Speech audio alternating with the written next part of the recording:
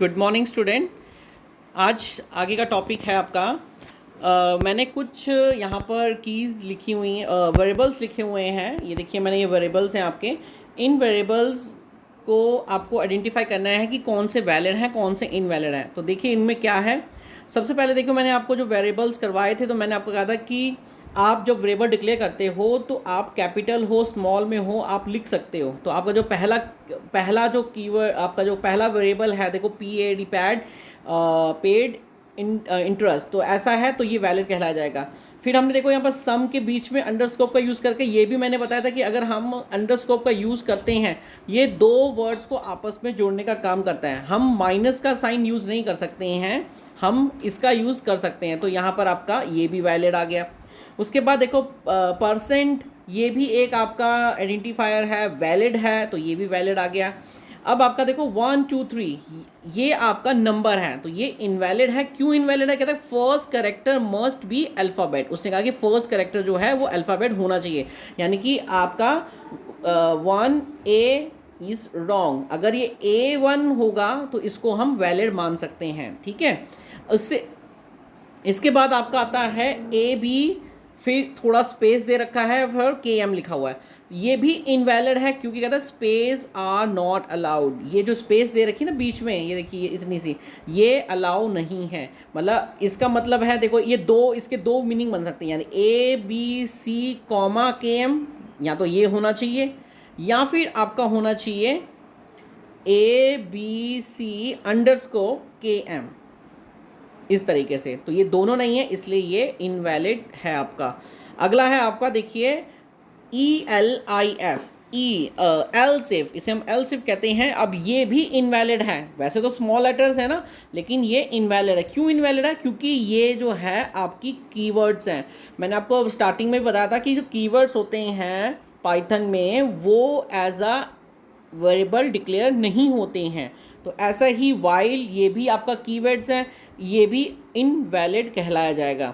वैसे अभी जब आप स्टडी करोगे तो बहुत सारे कीवर्ड्स हैं, फॉर है, इफ़ है, ट्रू है, फॉल्स है, इफ़ कंडीशन है, और ब्रेक है, कॉन्टिन्यू है, बहुत सारी चीज़ें हैं। तो उन सबको आप एज ए वेरिएबल डिक्लेयर नहीं करवा सकते हैं, ठीक है। तो ये आपके वैलिड नेम्स हैं जिनका आप यूज़ एज अ वेरिएबल कर सकते हो, और जिनका नहीं कर सकते हो उनका रीज़न हमने यहाँ पर दे दिया है। इसके बाद आपकी कुछ स्टेटमेंट्स हैं। Correct the errors. आपको कुछ प्रोग्राम ऐसे भी आ सकते हैं जिसमें आपको एरर्स फाइंड करनी होती हैं, तो उसके बाद उसको स्टेटमेंट को सही भी करनी होती हैं। तो देखिए सबसे पहला स्टेटमेंट है, कहता है A+5 is equal to B। कह रहा है कि ये सही है, ये सही नहीं है। क्यों सही नहीं है? क्योंकि जब भी हमें कोई वैल्यू स्टोर करवानी है या हमें कंपेयर करना है तो हमेशा B, मतलब कि वो वेरिएबल आगे लगता है और जो इक्वेशंस होती हैं वो उसके पीछे जाती हैं। तो ये है आपका सही में आंसर। उसके बाद आपका नेक्स्ट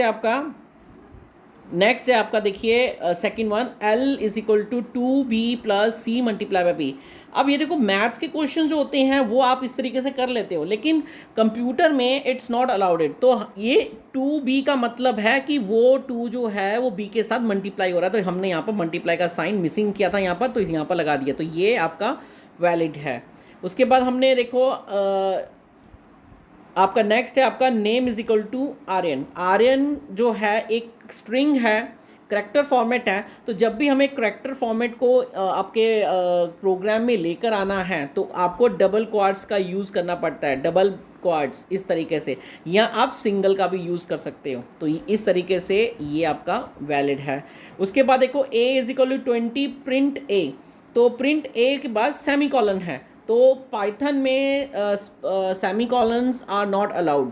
तो उसके लिए प्रिंट में ब्रैकेट्स का यूज़ करते हैं। अगर हम इस तरीके से अगर प्रोग्राम बनाते हैं तो आपका जो रिजल्ट है वो 20 डिक्लेयर करेगा। तो कुछ प्रोग्राम ये हैं आपको, ठीक है, ये आपको अपनी कॉपी में मेंटेन करने हैं, ठीक है। समझ में आ गया होगा ना आपको, ठीक है। अब बहुत ही इंपॉर्टेंट टॉपिक आपको आज एक्सप्लेन कर रहा हूँ, बहुत अच्छे से इसको अंडरस्टैंड करना, ठीक है। देखो पाइथन में जो डाटा टाइप्स हम यूज़ करते हैं उनके बारे में आज डिटेल में आपको बताऊंगा। डिटेल में नहीं है लेकिन आपको एक डिस्क्रिप्शन दे रहा हूँ कि क्या क्या है। सबसे पहले आपका देखो नंबर्स आता है। नंबर्स जो हैं, नंबर जो है आपके सबसे उसके अंदर होता है इंटीजर या बुलियन। तो इंटीजर जो है वो कह रहा है कि माइनस और पॉजिटिव वैल्यू दोनों को ले सकता है, यानी कि अगर आप -17 डिक्लेयर करते हो या 195 डिक्लेयर करते हो तो वो उसको एक्सेप्ट करेगा। और जो बुलियंस होते हैं, बुलियंस में कंडीशंस होती हैं ट्रू और फॉल्स को लेकर, ठीक है। उसके बाद आपका सेकंड आता है फ्लोटिंग नंबर। इंटीजर के ये नंबर के अंदर ही हैं, ठीक है। फ्लोटिंग नंबर का मतलब है ये भी आपका है कि नेगेटिव और पॉजिटिव वैल्यू को ले सकते हो, और फ्लोटिंग होता है 1.1, मतलब कि ये पॉइंट लगा हुआ है, ये आपका फ्लोटिंग नंबर कहलाया जाता है, ठीक है। इसके बाद आपका एक और प्रोग्राम है यहाँ पर, ये है आपका कॉम्प्लेक्स नंबर। कॉम्प्लेक्स नंबर क्या होते हैं? कॉम्प्लेक्स नंबर दो, जैसे कि यहाँ पर डिक्लेयर करा कि a is equal to 2 + 3i, कुछ इस तरीके से इक्वेशन दे रखी है। तो जो 2 है आपका वो आपका रियल नंबर है, और जो 3i है वो आपका इमेजिनरी पार्ट है। तो अगर प्रिंट करूँ प्रिंट a, तो दोनों के दोनों एक साथ प्रिंट हो जाएंगे। अगर मैं प्रिंट डॉट रियल करूं तो आपका रियल नंबर 2.0 आएगा, और अगर मैं IMAG लिखूं इमेजनरी का शॉर्ट फॉर्म तो 3.0 आपका आंसर आएगा। तो मतलब ये भी हम कहीं ना कहीं यूज़ करते हैं, ओके। तो ये आपका है। उसके बाद आपका सेकंड पॉइंट आपका स्ट्रिंग है। स्ट्रिंग देखिए, अगर कॉल करवाना है तो आपको इस तरीके से कॉल करवा सकते हो, डबल क्वाट्स के अंदर, ये मैंने ऑलरेडी बता रखा है। आप डबल क्वाट्स के अंदर कुछ भी लिखोगे वो स्ट्रिंग कहलाया जाता है, या आप सिंगल क्वाट्स के अंदर कुछ लिखते हो वो भी स्ट्रिंग कहलाया जाता है, ठीक है। आपके उसके बाद आता है आपका थर्ड पॉइंट जो है वो है आपका लिस्ट। लिस्ट जो है सबसे इंपॉर्टेंट है कि लिस्ट जो है एक सीक्वेंस है वेरिएबल्स को डिक्लेयर करने का। तो अगर आप एक लिस्ट क्रिएट करते हो, सबसे पहला पॉइंट इसने दे रखा है कि ये एक म्यूटेबल है। म्यूटेबल का मतलब होता है कि चेंज आफ्टर क्रिएशन। जब आप एक लिस्ट क्रिएट कर लेते हो तो आप उस लिस्ट के अंदर चेंजेस कर सकते हो, और लिस्ट को ब्रैकेट्स के अंदर, स्क्वायर ब्रैकेट्स के अंदर कॉल किया जाता है। जैसे कि एग्जांपल के तौर पे मैंने यहाँ पर देखा a is equal to bracket 1, 2, double quotes के अंदर हमने नेहा लिखा हुआ है, तो उसके बाद हमने इसको बंद कर दिया है। तो आप देख रहे हो यहाँ पर इंटीजर के साथ करैक्टर भी हैं, तो लिस्ट ऐसी चीज़ों को सपोर्ट कर सकता है ईजिली। तो ये आपका लिस्ट है, ओके। तो लिस्ट को कॉल करवाने का तरीका ये है। और अगर मैं चाहूँ कि मुझे अगर नेहा की जगह कुछ और चेंजेस करने तो ये मैं कर सकता हूँ। तो मतलब ये आगे प्रोग्रामिंग है, जब हमारा पार्ट आएगा तब हम इसको करेंगे, लेकिन फ़िलहाल आप याद रखो कि लिस्ट एक म्यूटेबल है जिसमें हम क्रिएशन करने के बाद चेंजेस कर सकते हैं। उसके बाद आपका आता है ट्यूपल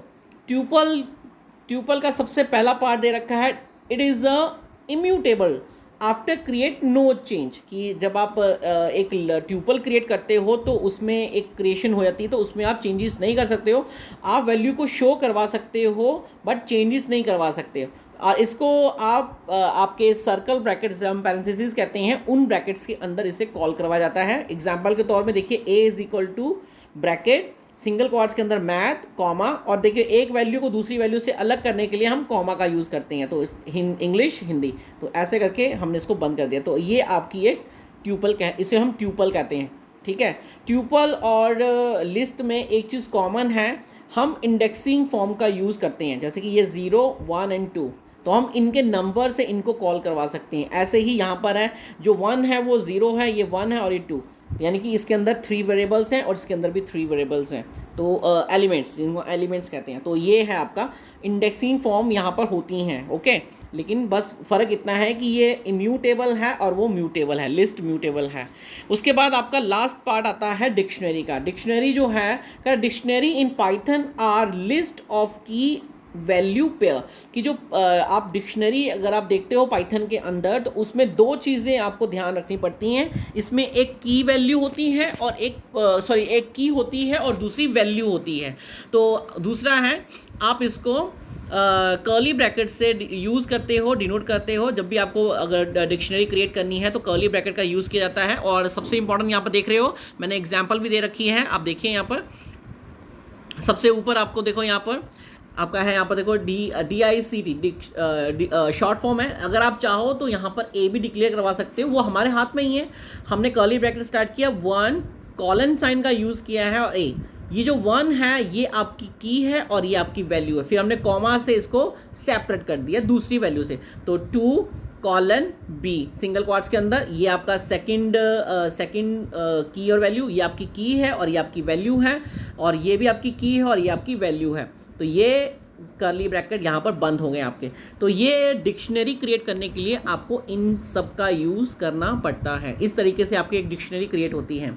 अब देखो, अगर आप प्रिंट DIC करते हो, DICT करते हो, तो ऑल जो भी आपको डिस्प्ले कर रहा है डाटा, वो सारा का सारा आपको प्रिंट आउट स्क्रीन में दिखाई देगा, ठीक है। और अगर आप चाहते हो कि नहीं मुझे सिर्फ कीज़ का ही प्रिंट आउट चाहिए, तो आपको यहाँ पर क्या कहना, dictionary dot keys bracket start करना है। देखो ये ब्रैकेट जो है ना, keys bracket start bracket close, ये जो हैं आपके फंक्शंस हैं, उनका यूज़ हमने यहाँ पर कर रखा है। कीज़ एक फंक्शन है जिसका यूज़ किया, तो आपको यहाँ पर इस तरीके से रिजल्ट आपको मिलेगा 1, 2 एंड 3। इसी तरीके से अगर आप वैल्यूज़ लिखते हैं तो आपको वैल्यू शो करेंगी, तो नीचे वैल्यू A, B और C इस तरीके से आपको आउटपुट स्क्रीन आपके सामने दिखाई देगी।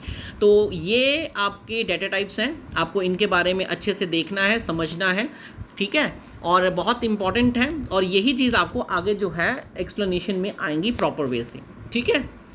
आपको होप वीडियो क्लियर हो गया होगा। कोई दिक्कत आएगी तो आप ज़रूर पूछ लेना मेरे से।